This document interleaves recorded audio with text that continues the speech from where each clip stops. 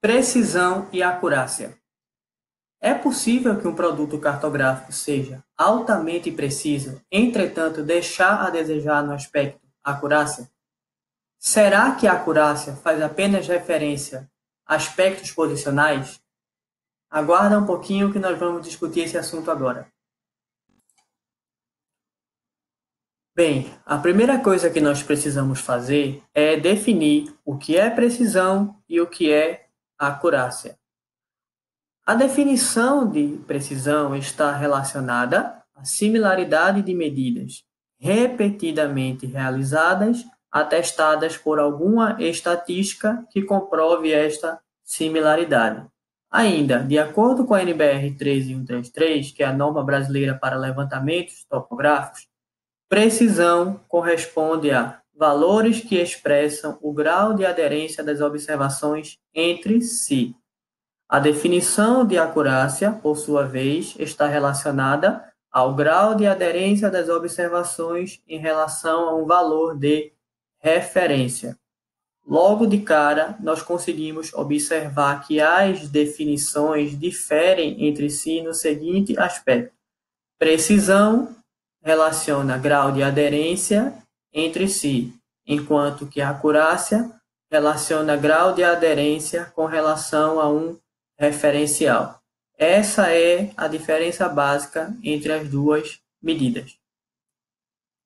Uma forma usual de se ilustrar a diferença entre precisão e acurácia é colocar observações com relação a um alvo.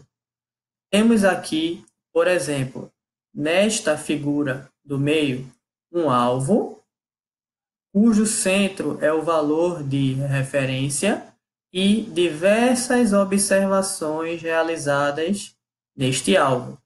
Temos aqui, como vocês podem observar, medidas dispersas, ou seja, que não estão nem aderentes entre si, pois estão distantes entre si, como vocês podem ver, e nem estão aderentes com relação ao referencial, sendo o referencial o centro do alvo. Nesta figura do lado esquerdo, nós temos medidas aderentes entre si, entretanto distantes do referencial, ou seja, nós temos medidas precisas, mas não acuradas, uma vez que estão distantes do referencial. Nesta figura da direita, por sua vez, nós temos medidas aderentes entre si e aderentes com relação ao referencial, ou seja, nós temos medidas acuradas.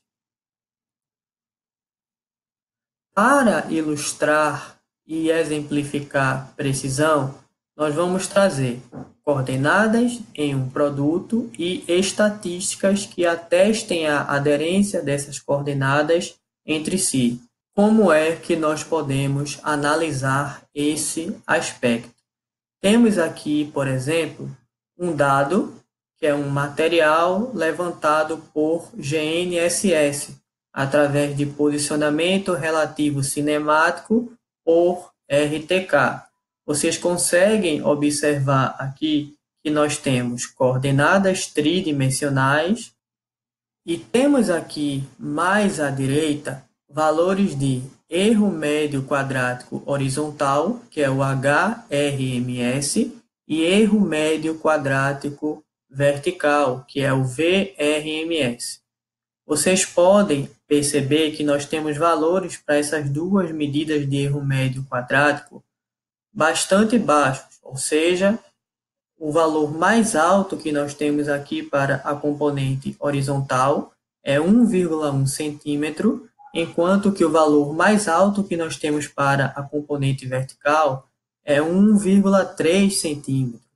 Para este trabalho especificamente, a precisão requisitada era de 10 centímetros para a componente horizontal e de 5 centímetros para a componente vertical. Por este dado, nós temos basicamente atestada que é um material preciso.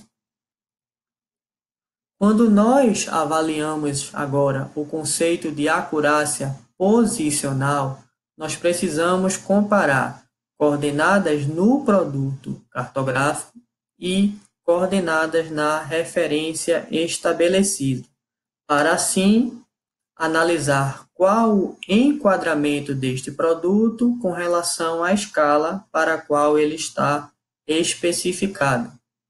Para este exemplo, eu trouxe o recorte da norma técnica ET-CQDG, que é a norma do controle de qualidade de dados geoespaciais, elaborada pela Divisão de Serviço Geográfico do Exército. Essa norma estabelece quais os critérios necessários para avaliar diversas medidas, tais como a acurácia posicional absoluta. Nesse recorte que eu trouxe, eu quis exemplificar qual é o procedimento que a norma estabelece para avaliar a acurácia posicional absoluta planimétrica. Nesse procedimento, vocês conseguem perceber que o item 1 diz selecionar pontos de controle com precisão pelo menos 3 vezes superior ao produto que está sendo avaliado. Os pontos devem ser perfeitamente identificados no terreno e no produto, e o tamanho da amostra é determinado pelo processo de avaliação. Ou seja, neste caso, o nosso referencial é a seleção de pontos de controle que tenham precisão pelo menos 3 vezes superior ao produto que está sendo avaliado.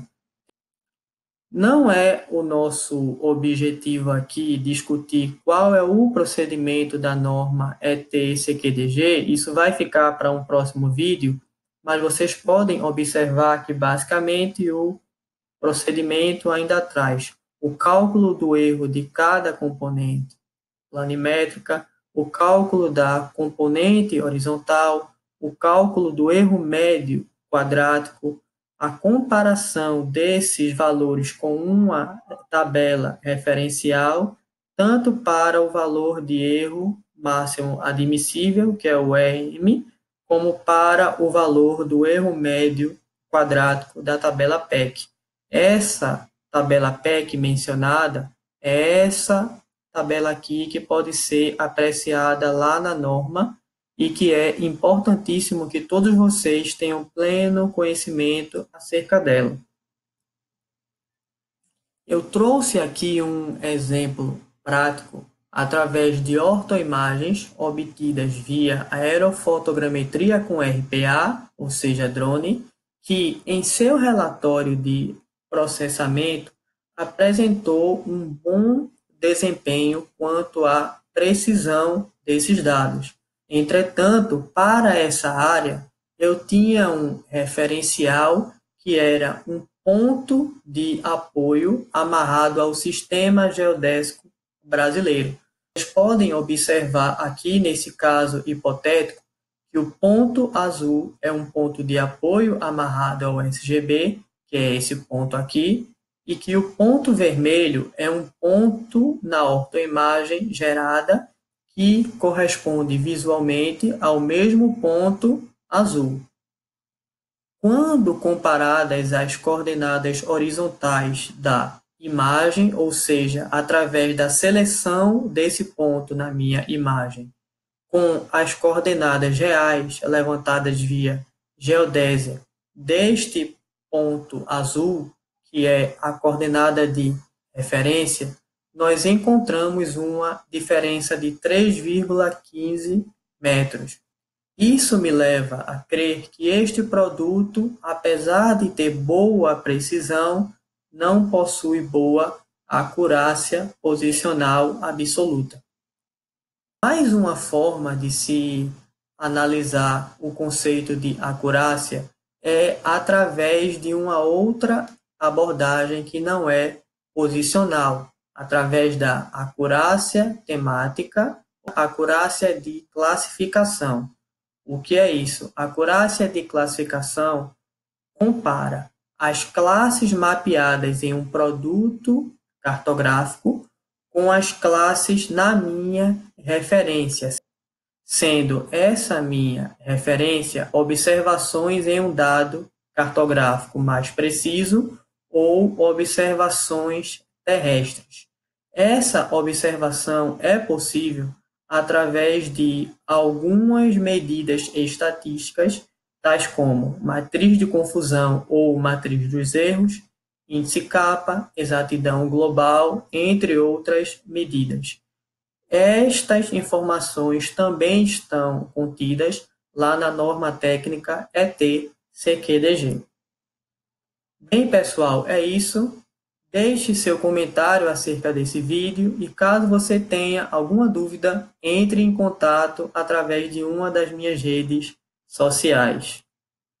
Se você gostou desse vídeo, não deixe de curtir, não deixe de se inscrever em nosso canal e de clicar no sininho para receber notificações acerca de novos vídeos.